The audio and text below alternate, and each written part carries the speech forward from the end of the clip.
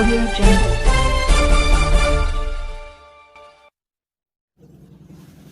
नमस्कार, मैं बाबुराव करी। आप देख रहे हैं जनी समाचार हिंदी न्यूज। देखिए आज के मुख्य समाचार।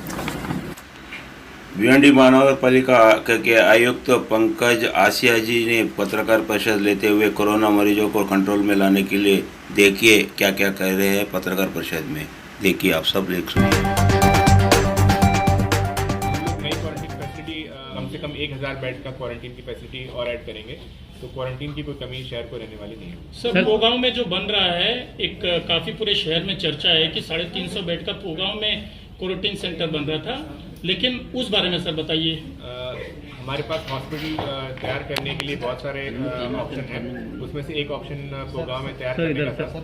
उसके ऊपर हमने बहुत सारी जगह पे इंस्पेक्शन भी किया है, और बट इस बारे में अभी तक कुछ भी फाइनल नहीं कि किस जगह पे करना है। जब फाइनल होगा तो उसमें आपको सूचना दे दी जाएगी, बट अभी तक कुछ फाइनल नहीं हुआ है कि कहाँ पे वो हॉस्पिटल तैयार किया है। सर आपको लेके आपका एक्शन प्लान क्या है?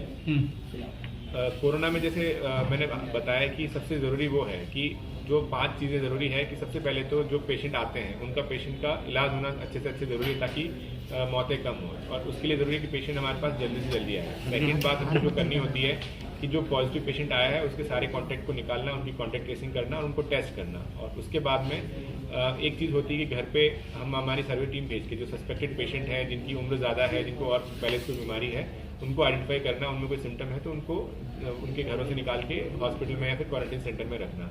और उसके बाद में नेक्स्ट एक्शन प्लान ये होता है कि कम्युनिटी में जो कम्युनिटी के लोग हैं, मीडिया के लोग हैं, डॉक्टर्स हैं, प्रतिष्ठित नागरिक हैं, पॉलिटिकल लोग हैं, धार्मिक लोग हैं, उनसे बात करना और कम्युनिटी का ट्रस्ट लेके कम्युनिटी को साथ में इन्वॉल्व करके कैसे ज़्यादा से ज़्यादा लोगों को बाहर निकाला जाए, कोरोना का जो डर है वो निकाला जाए, और कोरोना से जो इस चेन ऑफ ट्रांसमिशन को रोकने के लिए ज़रूरी है कि पेशेंट घर से बाहर निकले, और तभी ये बीमारी से हम लोग लड़ पाएंगे। इस पे हमारा फोकस है। सर, नागरिकों में एक रूमर है कि कोविड-19 के जो अस्पताल है वहाँ पर जो मरीज जाते हैं या तो वो मर जाते हैं या उन्हें डर लगने लगता है कि जबरदस्ती डॉक्टर इंजेक्शन दे देते हैं, कोरोना का पेशेंट बता रहे। इस तरह से जो एक रूमर फैला हुआ, उसके लिए क्या कहना है? मैं उसमें सारे नागरिकों से वही अपील करूंगा कि अपने शहर में 1200 के आसपास जो पॉजिटिव पेशेंट आए हैं उसमें से 450 पेशेंट ठीक होकर घर भी जा चुके हैं और 40% की रिकवरी है। अगर आप महाराष्ट्र का एवरेज देखेंगे, महाराष्ट्र में 50-55% से ज़्यादा पेशेंट ठीक हो चुके हैं। तो उसमें ज़रूरी वही है कि इस बीमारी में मौत होने का नंबर बहुत कम होता है।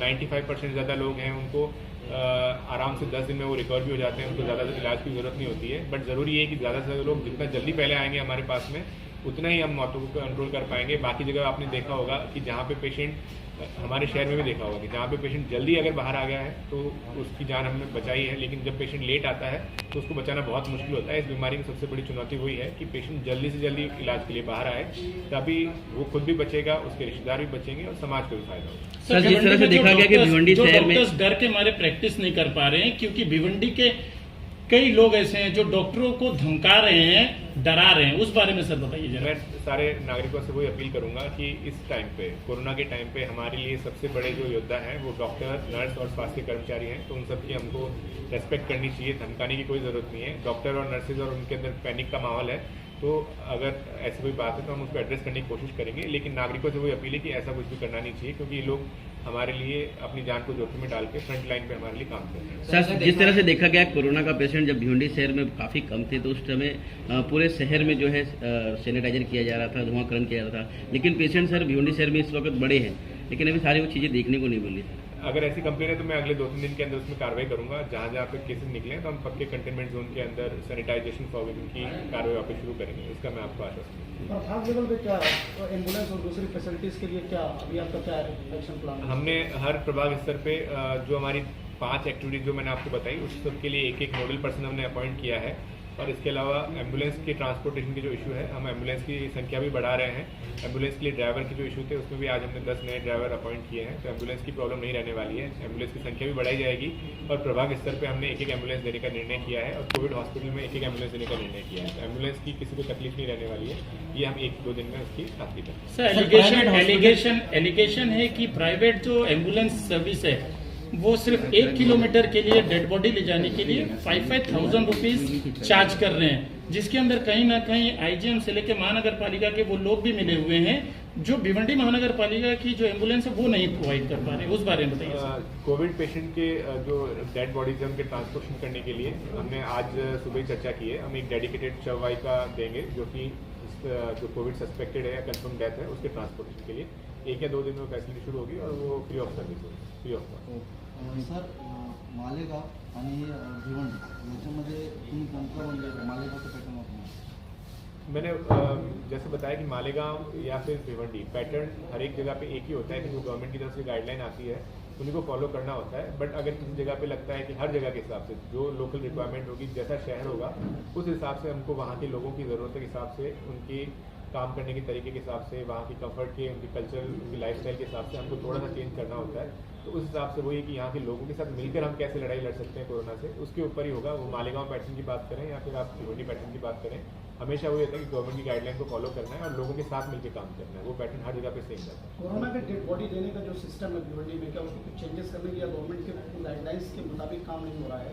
उनको अंतिम विधि जो है गवर्नमेंट की गाइडलाइन से नहीं हो रही, उसको लेकर क्या कहेंगे? अगर ऐसी कंप्लेन है तो मैं आज आपने जैसे बोला उस हिसाब से मैं गवर्नमेंट की गाइडलाइन के हिसाब से अगर डेड बॉडी का डिस्पोजल नहीं हो रहा है उस पर हम काम करेंगे। पुलिस से मैं बात करूंगा, हॉस्पिटल अथॉरिटी से बात करूंगा और वहाँ के जो पेशेंट के रिलेटिव हैं उनको भी काउंसलिंग की जाएगी कि उनको गवर्नमेंट की गाइडलाइन को डेड बॉडी डिस्पोजल में उस हिसाब से उनको काम करेंगे। कोरोना टेस्टिंग के प्राइवेट हॉस्पिटल काफ़ी चार्ज करते हैं, जिसके कारण गरीब लोग हैं वो हॉस्पिटल में नहीं पहुंचते हैं और वो अपने मन में छुपा के रखते हैं और आसपास में फैलता है। कोविड टेस्टिंग की कैपेसिटी बढ़ाने के लिए हमने आज सुबह ही बात की है, 2 दिन मीटिंग में हमारी चर्चा भी हुई है। तो गवर्नमेंट फैसिलिटी के अंदर फ्री ऑफ कॉस्ट जो टेस्टिंग है उसकी संख्या हम अगले 2 या 3 दिन में बढ़ाकर 200-300 तक लेके जाएंगे और उसके बाद में अगर ज़रूरत पड़ी तो और भी संख्या बढ़ाई जाएगी। तो टेस्टिंग के प्राइवेट रेट की वजह से करने की किसी को ज़रूरत नहीं है।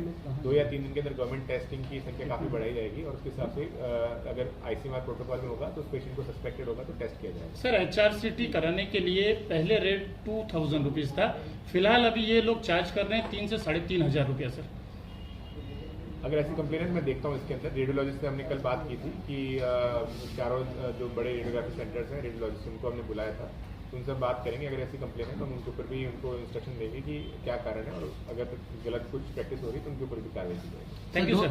2 क्वेश्चन ऐसे हैं कि जो आज के लिए बस इतना ही, कल फिर मिलेंगे नए खबर के साथ। जय हिंद।